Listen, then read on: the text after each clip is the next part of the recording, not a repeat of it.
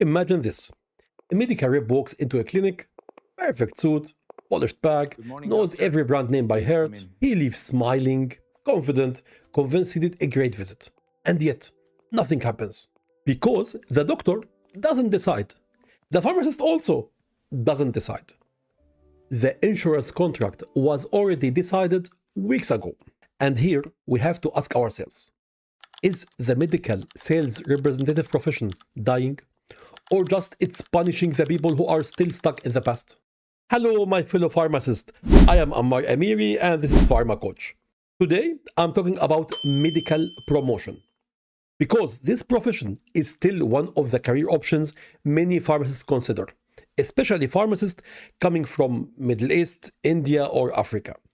In this video, I want to break this profession down, country by country, system by system. But before that, let me tell you a small story about me. Because honestly, this profession still lives somewhere deep in my subconscious. Even though I haven't worked in medical promotion for more than 10 years, it still shows up in my dreams sometimes. And that's tell you something. Back then, I was fully invested in it. I honestly never thought I would leave it one day. I studied for a master's degree because of this profession.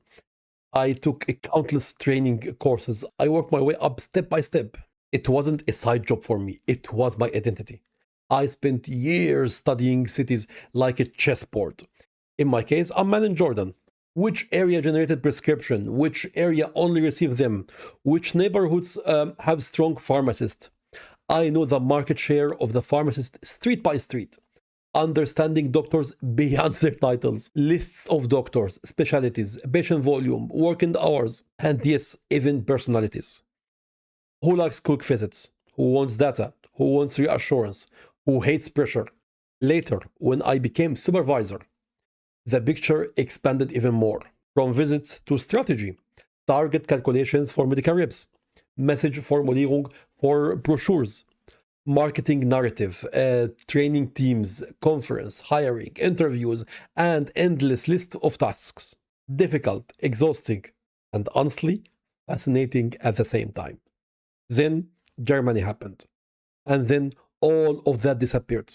Not slowly, instantly. When I moved to Germany, I collided with completely different reality. Not because medical promotion is illegal here, it's not. But because the system itself is different.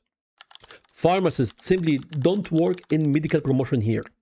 For a reason I will tell you about it soon in this video. Pharmacists here in Germany are well paid in community pharmacies. And suddenly, everything I built before had no place.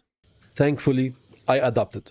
I moved into community pharmacy, and step by step, things worked out well. I'm more than happy and satisfied in this field.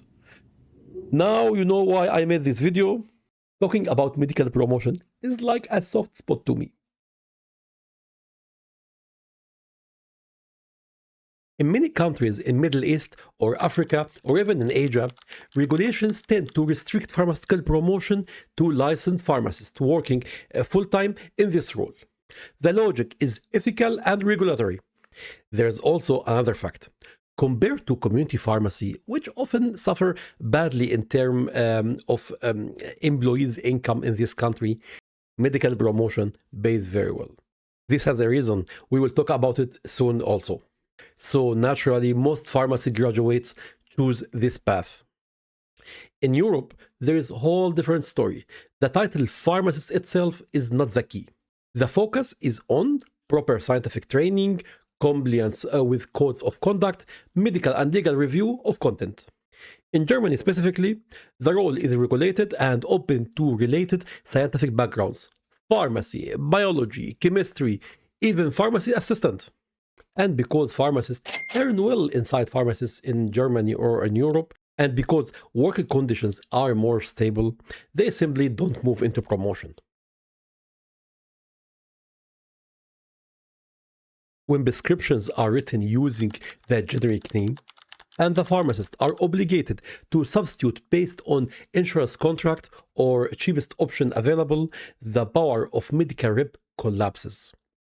Even if a doctor writes a brand name, it doesn't guarantee anything. In this system, the game already changed, and the focus of medical promotion moved. Scientific discussion inside the clinic still matters, but the bigger battlefield shift toward OTC, retail channels, system navigation. In contrast, in markets where prescriptions are written by brand name and dispensed exactly as written, traditional visits remain powerful. The decision point is still with the doctor, and often pharmacy follows. Here, the old school survives longer. That explains why the medical reps are still in strong demand in some countries and continue to receive high salaries. In other countries, however, their numbers are much lower and their roles are almost concentrated just on the OTC sectors and limited to promoting only small fixed set of herbal medicines and vitamins to physicians. Up to this point, we have talking about how medical promotion looks right now. The rules, the systems, the daily reality on the ground. But no profession stays frozen in time. And once you understand where things stay today, it's natural to start looking a little ahead. So we have to ask ourselves, is social media nowadays actually part of medical promotion, or is just something happening on the side? The truth is, it's already there. I hope not as a replacement of human contact, but as an extension of it. Medical promotion has always about the conversation between people. Social media doesn't change that, it just moves part of conversation in a different place. A message instead of visit, a reminder instead of handshake, a follow-up that happens online before it happens in person. The rule of medical rep doesn't disappear, it shifts. And somewhere in the background, artificial intelligence starts also to play a quiet role. Not making decisions, not talking to doctors, just helping organize things.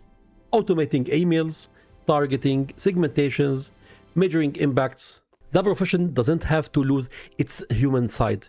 It simply learns to breathe in more structured way. Medical promotion is not in a good situation or a bad situation by default.